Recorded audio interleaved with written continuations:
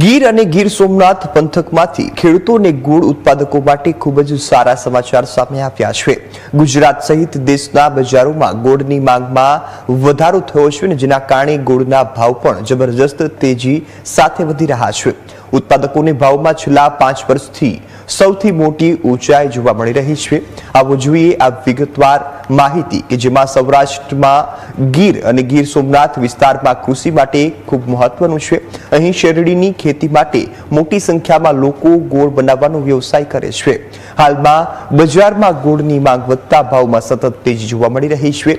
ગોળના ભાવ છેલ્લા 5 વર્ષની ઊંચાઈએ પહોંચી ગયા છે। અગાઉની સરખામણીમાં સારી આવક થવાની આશાના કારણે ગોળ ઉત્પાદકોમાં ખુશીની લાગણી જોવા મળી છે।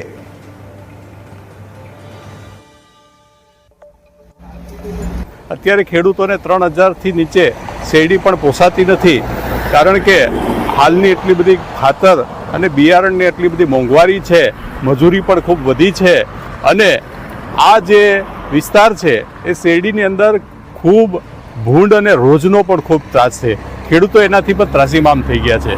ખેતી કરવી કે નહીં, શેની ખેતી કરવી એના ઉપર આજે વિચાર મનોમંથન કરી રહ્યા છે। 3-4 વર્ષથી બધાએ લોસ જ કરી છે। છેલ્લા લાસ્ટ 3 વર્ષથી બધા સ્ટોકિસ્ટોએ, વેપારીઓએ, ખેડૂતોએ પણ માલ રાખી અને લોસ પણ કરી છે। લોસ કરવાનું કારણ એ છે કે જે મહારાષ્ટ્રમાં પાછળની શેરડી કાચી પીલાય છે એની હિસાબે ખેડૂતો એનો માલ આપણા ભાવ વધે એ પહેલાં એ લોકો નીચા ભાવ માલ વેચે છે, એટલે કોઈને બેનિફિટ મળતો નથી।